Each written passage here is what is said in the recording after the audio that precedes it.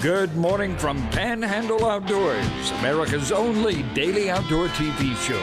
Your source for fishing, hunting, and information for folks who enjoy the great outdoors. Now sit back, relax. It's Panhandle Outdoors. Good morning, folks. Welcome to Panhandle Outdoors. I'm Winston Chester. Glad to hear this Tuesday morning. Got a big show lined up, a really good video. But first, our weather brought to us by Panhandle Technical Center, corner Highway 77 in Baldwin. We're looking at a pretty decent day today and all week long now. All the rain's out of here. It should be really nice. 81 is high, 62 is low, and our water temperature is 79 degrees. Let's take a look at our river reading brought to us by Mountain Dew. Take it outside with Mountain Dew. We're looking at Apalachicola, Blountstown, 9.1. That sort of bounced up a little bit. We wasn't expecting that. It bounced up Sunday afternoon and yesterday, and we're looking at it. It's going to start dropping back out pretty steady. So again, this is a full moon week, so it should be really good fishing on the river system from Chattahoochee all the way down to Apalachicola. The Choctawhatchee at Caryville, take a look at it. Man, it just fired up there, didn't it? We just had a 7 foot and rising, 7 foot and going up. So it's hopefully it'll settle down in the next couple of days. Our tide chart brought to us by Kent Forest Lawn. Some decent tides with yesterday. We got neat tides the next couple of days. Not much going on as far as tidal flow. And then Saturday we'll start getting a little bit of tidal flow back for the weekend. And we're looking at a marine forecast out of the north at about 9. Let's take a quick break and come back. Welcome back, folks. Glad you're with us. We've got all kinds of stuff going on, but let's quickly go. I'm going to show you this real quick. Got a video coming up shortly. Jim Fowler, host of Mutual of Omaha's Wild Kingdom, dies at 89, and all been a Georgia native. But let's get into some of our local pictures first. We really had some good ones. I want to start with this one over the weekend. Brian Revere, he sent this to Winston Chester. 2 hours of fishing and got my limit. Couldn't keep my limit though due to only one minute trout just being under 20 inches. Biggest trout was 24 inches. All on a bone spook between 6 a.m. and 8 a.m. That tells you something. Think I caught some carpal tunnel from all that arm strain. The mule never let me down, talking about Mulehead Bayou and also Mulehead Lake. Good job, Brian Revere. All right, how about Bill Laminack? Caught this show enough grown pickerel today. One of the biggest that I've ever seen. That's a good chain pickerel there. Good job, Bill Laminack. Elliot Melvin. Elliot's been on the show before. Had a great day on Lake Seminole. I've been telling y'all Lake Seminole has been really hot. It has. Elliot and Chuck Lastly, that's some fine bass right there coming off Lake Seminole. Okay, I thought this was good. Here we're talking about local folks shopping with local people. Brad Stevens went down to Bill Kramer, and look at here, they bought him a new family vehicle. That's Brad and the family. I sent he and Bill Kramer both a note. I really get a kick out of watching our local viewers, our local sponsors actually catching, trading with each other. I'm gonna run out of time. I do want to show David Bird with Becky Bird. David took Becky fishing to Lake Seminole, and this is Becky's first 6-pounder. Congratulations, Becky, you're a good fisher lady. Now, I also, I've got several more. I told some folks I was going to show them, and I will show them tomorrow, I promise. I've got a couple of boys catching some flathead catfish, some great pictures, but I really want to get this video set up. And let me tell you the background of this video. It's with Jim Fowler, and he came a little while back to the Biophilia Center over here in Freeport off Highway 20, and we had a stage presentation and all. I got to talk to him and everything. And I was going to show you maybe 5 minutes of the video, but I got to watching it last night. It is fascinating. And so I decided, I told guys, I'm going to show this whole video because here, toward the end, they start talking about, they're going to bring some cats on the stage, and the last cat they bring on is a big old Florida panther. And they start talking about this panther. I want you to listen in the background, or you can hear the guy say quietly, he said, FWC says there's only 150, but I know there's more of them in here, which is what we've always said. And then Jim Fowler said, yeah, how about that Caryville cat? So listen closely to it, and it's just it starts out a few minutes of just an introduction about Jim Fowler and his life, and we're so proud to have had a chance to meet him and talk to him, and what a genuine outdoorsman he was. And he does this presentation, but you see, he first started out, he was a bird of prey expert with the eagle, and then it goes on into the days. You'll see some footage from the Johnny Carson days, and I just was fascinated with it. So I'm going to show you. We're going to show you the whole thing now. Before we get into it, we've got all kinds of things coming up. We got that tournament down at Howard Creek is not this Saturday, but next Saturday on the 25th. The Shout Out Temple will be having their big fundraiser. This weekend we also have the QDMA shooting event out of the shooting range. So all kinds of things coming on next 2 weekends. But let's sit back and we're going to go to this video. What happens on it now? When Jim is talking, now he passed away. He was born in 1930 in Albany, Georgia. Was raised in Albany, and really did some really neat outdoor stuff. And I was just fascinated with the history and all. He actually took Johnny Carson, his wife, when Johnny retired, he took them on a safari over there, and just had a great time. So we're going to take a break, and then we're going to come back and watch this, our last time we get to see the late Jim Fowler.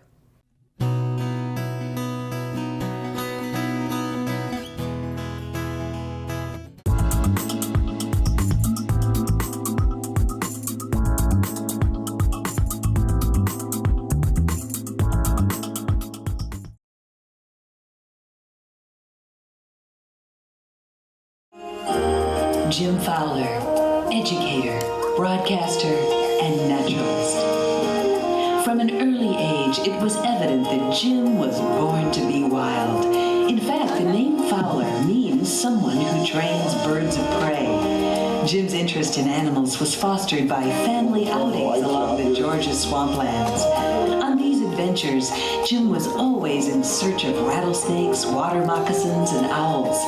It was this early interest in birds of prey, primarily the harpy eagle, that put Jim on the ultimate adventure into the wild kingdom. I was asked by Dave Garraway on the Today Show to bring those big eagles into New York. I had met Marlin Perkins earlier, 3 or 4 years before that. But on that program, Marlin Perkins and Sir Edmund Hillary were in Chicago on the same show that I was appearing on in New York. So Marlin remembered me, and he called me the next week and said, would I come to Chicago with those eagles and do the first pilot film for Wild Kingdom? Later, millions of baby boomers grew up watching Marlin Perkins and his young, adventurous partner explore the mysteries of the wild. Mutual of Omaha's Wild Kingdom was the first television program to show animals in their natural surroundings. Jim Fowler believed then, as he does today, that the more we see and learn about the natural world, the more we will see that we are just one element within it, and our very survival depends on not upsetting the balances in nature. You know, for a while, the elephants were being poached out of existence in Kenya.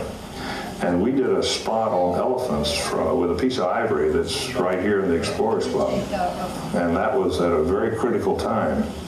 Shortly after that, there was an international treaty on CITES that banned all export and import of ivory around the world. And I think we had something to do with that. Jim always has had a keen instinct for capturing the attention of audiences. He does it by simply letting animals be themselves.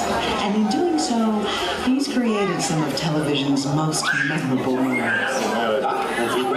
You know,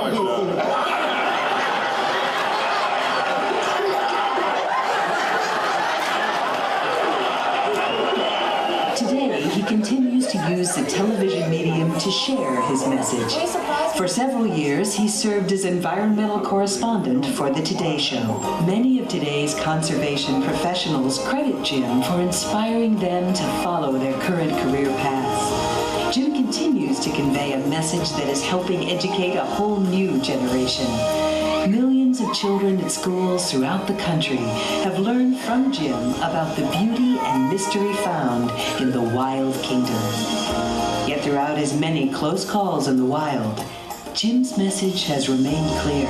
The big point today is not that the animal needs saving. The big point is that we humans, if we destroy ecosystems in natural areas, we may not survive because we're part of the Earth's ecosystem. That's the message that I try to get out.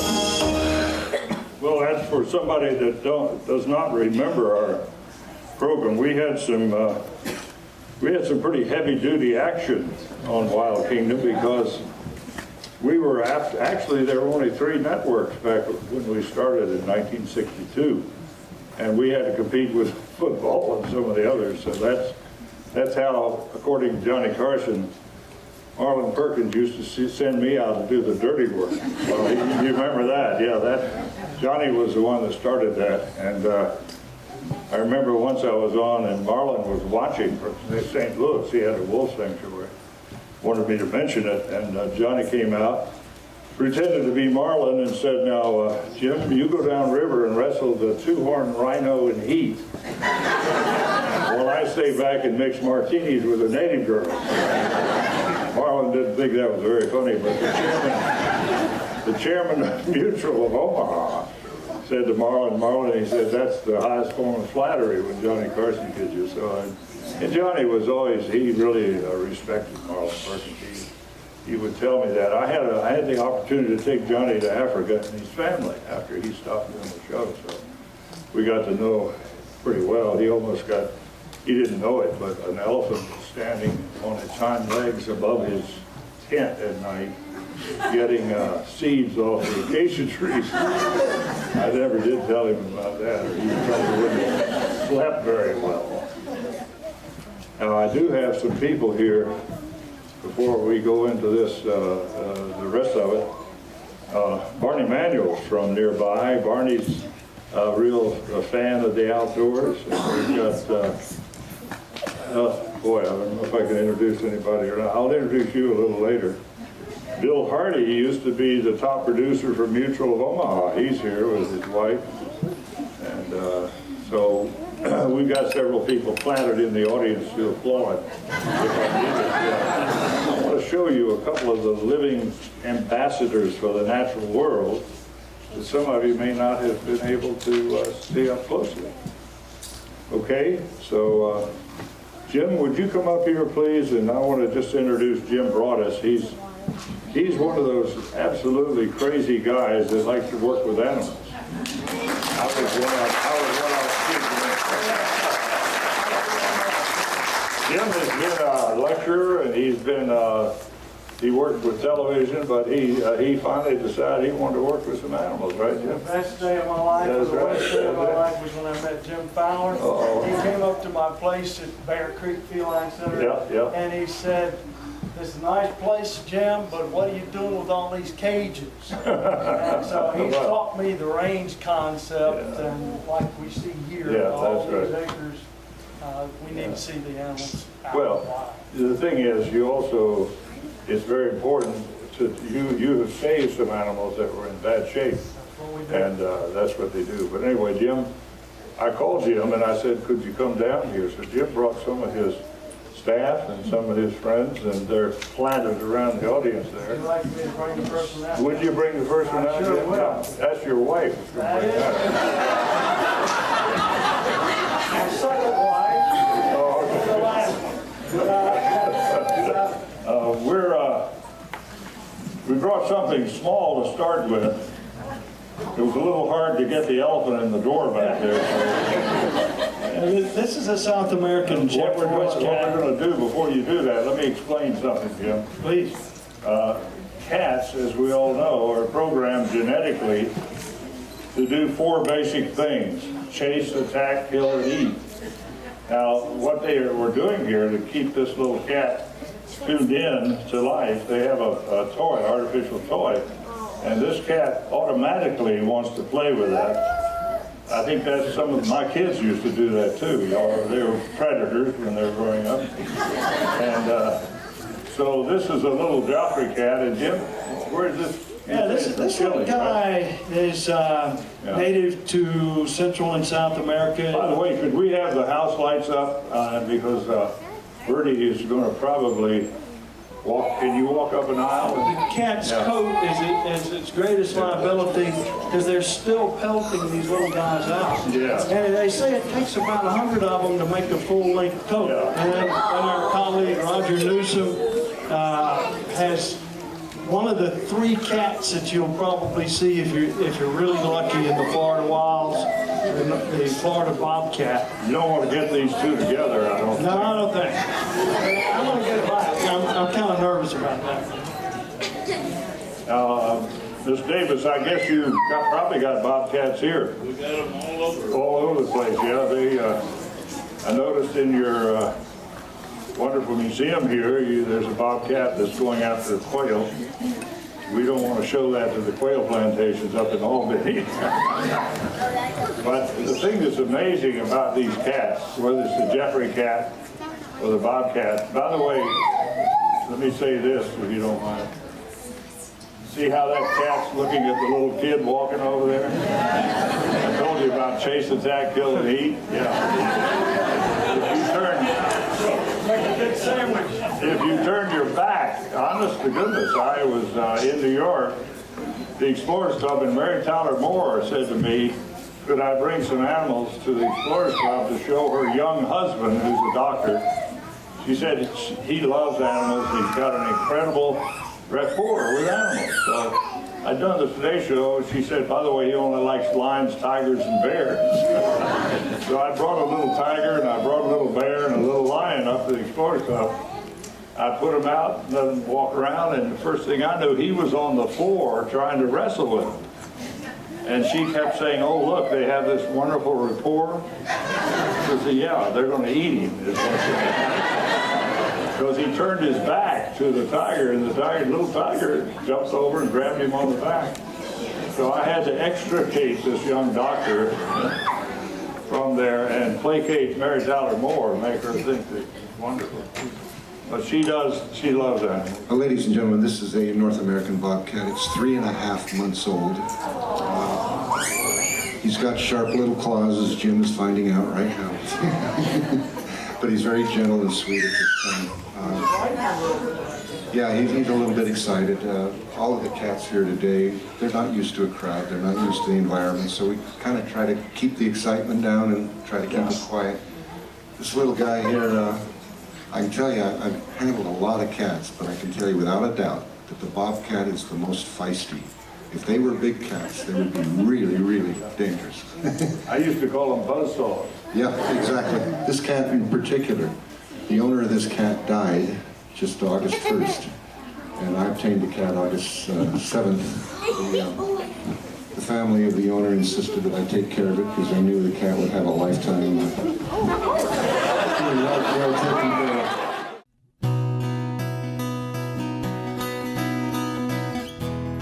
Ladies and gentlemen, this is one of the more specialized cats.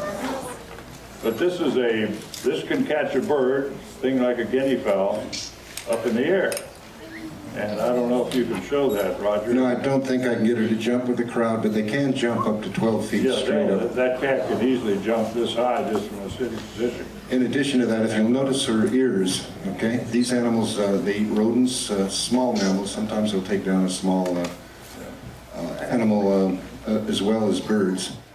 How many of you have seen an interesting characteristic of this cat, physical characteristic? What would you say? Can you have it walk over here? Or what can you see about it that's pretty exciting? It gives away what its habits are. Look at the hind legs. Look at the hind quarters. This is so developed. It's a jumping cat.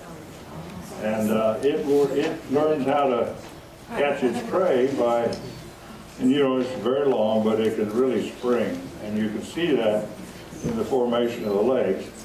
The head isn't very large. It doesn't have to kill large animals, so it really bats birds out of the air and all kinds of that.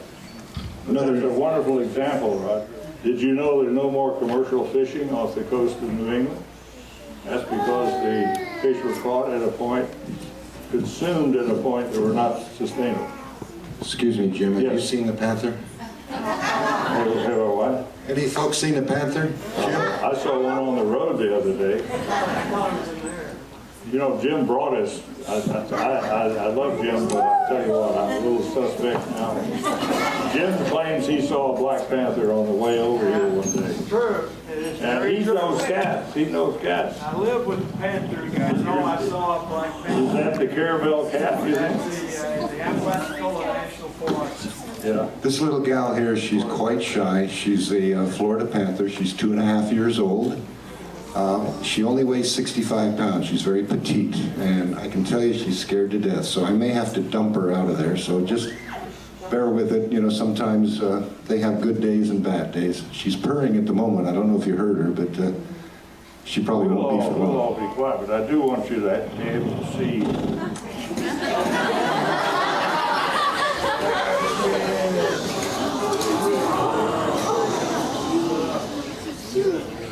Everybody be really a little bit quiet. You might want to shut the door on your box because I know their habits. They like a place that's, and I don't know if you can see that from over there, but I'll move her around. We'll just give her a minute to adapt. We'll give her a little chance to look around. She doesn't look too scared. She's fine. Doing fine. There you go. Her name is Chaos. She was totally wild when we got her at 7 months, and it's been 2 years of chaos getting her socialized, but she's really quite sweet. At least with her handlers, she doesn't really like strangers or strange places, as you can see. I'll move her out a little bit. Well, you can't blame her. I mean, this is a pretty shocking audience. There's quite a history of this cat. It was almost forced into extinction. And,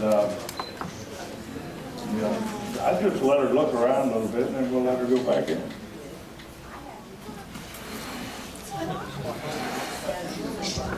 Well, you're getting a good look at a Florida Panhandle now. There we go. Yeah, I think you need to get her out. She's acting just like my kids did when they first went to New York. Have we set up any preserves for these Florida Panthers in Florida? Yeah, there is in the Everglades down south. The FWC is breeding them, trying to bring them back. Now, they do say that there's 150 or so left. I think there's a lot more than that because there's a lot of them spotted around here.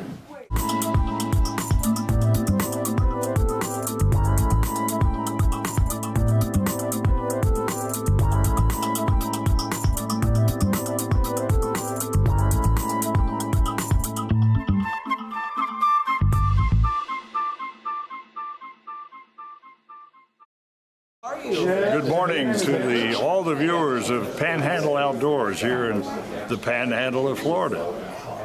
Thanks for watching America's only daily outdoor TV show, Panhandle Outdoors with Winston Chester, featuring hunting, fishing, and other activities and information to help you enjoy the great outdoors. Join us next time for Panhandle Outdoors.